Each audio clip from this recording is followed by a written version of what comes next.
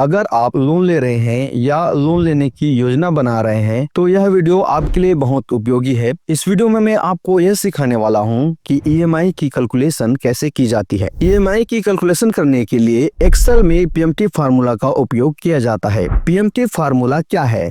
Excel में PMT formula का उपयोग यह पता लगाने के लिए किया जाता है कि एक निश्चित लोन को चुकाने के लिए हर महीने कितना भुगतान करना होगा। यह फार्मूला आपके द्वारा ली गई लोन राशि और उस पर लागू ब्याज दर के आधार पर समान मासिक किस्त की गणना करता है। पीएमटी फंक्शन का उपयोग कैसे करें? यदि आप 5 लाख का पर्सनल लोन 10% ब्याज के दर पर 5 साल के लिए लेते हैं तो पीएमटी फार्मूला आपको बताएगा कि हर महीने आपको कितनी राशि चुकानी होगी। यदि हम 5 लाख रुपए लोन लेते हैं 10% ब्याज की दर से 5 साल के लिए तो पर मंथ ईएमआई जो निकलेगा 10,624 रुपया। तो चलिए इसकी गणना एक्सेल में करके देखते हैं। पीएमटी फार्मूला में रेट मतलब होता है ब्याज दर, एनपीईआर मतलब होता है कुल अवधि, पीवी मतलब होता है वर्तमान मूल्य या लोन की राशि। यहाँ पर मैं ब्याज की दर 10% लिखता हूँ, लोन की राशि 5 लाख टाइप कर देता हूँ और अवधि में 60 महीने लिखता हूँ। 5 साल को महीनों में बदलने के लिए इक्वल लगाकर 5 × 12 टाइप करें और इंटर दबा दें। साल महीनों में बदल जाएगा। अब हम सबसे पहले ईएमआई निकालेंगे। ईएमआई निकालने के लिए इक्वल लगाएं और पीएमटी टाइप करें, फिर टैब बटन दबाएं। रेट के लिए ब्याज दर को चुनें और इसे 12 से विभाजित करें, फिर कामा लगाएं। एनपीआर में कुल अवधि को चुनें और कामा लगाएं। पीवी में माइनस चिन्ह लगाकर लोन की राशि को सिलेक्ट करें, फिर ब्रैकेट बंद करके इंटर दबाएं। ईएमआई की गणना हो जाएगी।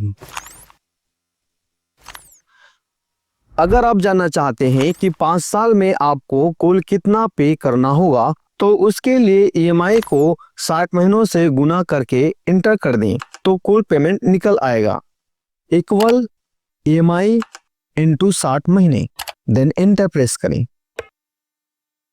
अगर आप जानना चाहते हैं कि 60 महीने में कितना ब्याज देना पड़ेगा तो उसके लिए टोटल पेमेंट को लोन अमाउंट से घटा दें, टोटल ब्याज निकल आएगा।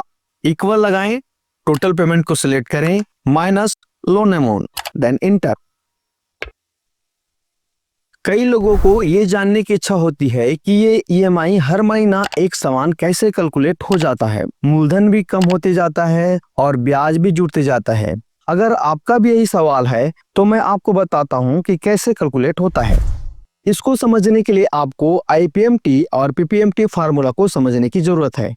IPMT formula interest payment. Excel में आईपीएमटी फार्मूला का उपयोग यह जानने के लिए किया जाता है कि किसी लोन की किस्त में कितनी राशि ब्याज के रूप में कट रही है। यह आपको लोन के ब्याज और मूलधन के हिस्से को अलग अलग समझने में मदद करता है। PPMT principal payment. एक्सेल में पीपीएमटी फार्मूला का उपयोग यह पता लगाने के लिए किया जाता है कि किसी निवेश या लोन की किस्त का मूल भाग कितना है। यह फार्मूला यह समझने में मदद करता है कि आपके ईएमआई का कितना हिस्सा लोन की मूल राशि को चुकाने में गया है। उदाहरण के लिए मेरे पास पर मंथ 15,000 की किस्त है।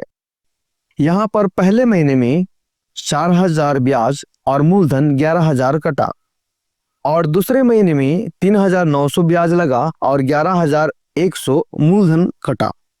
तीसरे महीने में 3,800 ब्याज और 11,200 मूलधन कटा।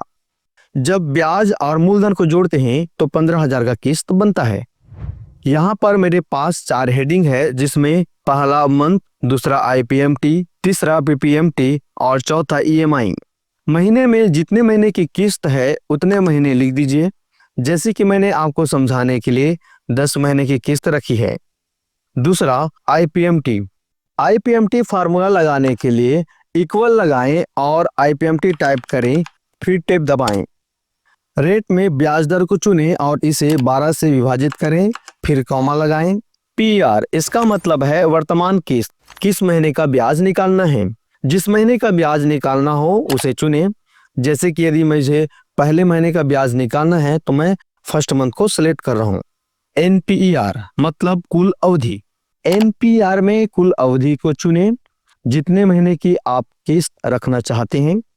पीवी में माइनस चिन्ह लगाकर लोन की राशि को सिलेक्ट करें और ब्रैकेट बंद करके इंटर दबाएं। आईपीएमटी फार्मूला का परिणाम स्क्रीन पर दिखेगा। डॉलर का सिंबल को हटाने के लिए होम मेनू में जाएं और नंबर फॉर्मेटिंग पर क्लिक करें, फिर करेंसी को चुनें। सिंबल में नन को सिलेक्ट करें और ओके पर क्लिक कर दें। डॉलर का सिंबल हट जाएगा। पूरे 10 महीने का ब्याज निकालने के लिए फार्मूला वाली सेल को चुनें और F2 दबाकर इसे एडिट करें। ब्याज दर, लोन अवधि और लोन राशि को लॉक करें। उन्हें डॉलर चिन्ह के साथ फिक्स करें F4 दबाकर। फार्मूला एडिट करने के बाद इंटर दबाएं, फिल हैंडल को पकड़ें और नीचे की ओर ड्रैग करें। फार्मूला सभी चयनित महीनों पर लागू हो जाएगा और प्रत्येक महीने का ब्याज स्वतः निकल जाएगा। पीपीएमटी फार्मूला लगाने के लिए इक्वल लगाएं और पीपीएमटी टाइप करें, फिर टेप दबाएं। रेट में ब्याज दर को चुनें और इसे 12 से विभाजित करें, फिर कामा लगाएं।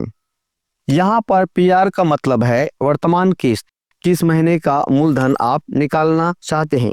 जिस महीने का मूलधन निकालना हो उसे चुनें। जैसे यदि मैं पहले महीने का मूलधन निकालना चाहता हूं तो मैं पहले मंथ को सिलेक्ट कर रहा हूं।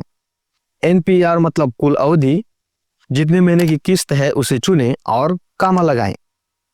पीवी में माइनस चिन्ह लगाकर लोन की राशि को सिलेक्ट करें, ब्रैकेट बंद करके इंटर कर दें। पीपीएमटी का परिणाम स्क्रीन पर दिखेगा। पूरी 10 महीनों का मूलधन निकालने के लिए फार्मूला वाले सेल को चुनें और F2 दबाकर एडिट करें। ब्याज दर, लोन अवधि, लोन राशि को लॉक करें। डॉलर का चिन्ह लगाकर F4 दबाकर फिक्स करें। फिर फार्मूला एडिट होने के बाद इंटर दबा दें, फिर फिल हैंडल को पकड़ के नीचे की ओर ड्रैग करें। फार्मूला सभी चयनित महीनों पर लागू हो जाएगा और प्रत्येक महीने का मूलधन स्वतः निकल जाएगा। ईएमआई कैसे निकालें? जब हम आईपीएमटी और पीपीएमटी को जोड़ते हैं तो ईएमआई प्राप्त हो जाती है। इक्वल लगाए आईपीएमटी प्लस पीपीएमटी सेलेक्ट करके इंटर कर दें और फिल हैंडल से पकड़ के नीचे की ओर ड्रैग कर दें। फार्मूला सभी चयनित महीनों पर लागू हो जाएगा और प्रत्येक महीने का ईएमआई निकल जाएगा। आप देख रहे हैं कि हर महीने की ईएमआई कैसे बराबर कैलकुलेट हो जाती है पीएमटी, आईपीएमटी और पीपीएमटी फार्मूला की मदद से। यदि वीडियो अच्छी लगी हो तो सब्सक्राइब करें और अपना वैल्यूएबल फीडबैक कमेंट सेक्शन में शेयर जरूर करें।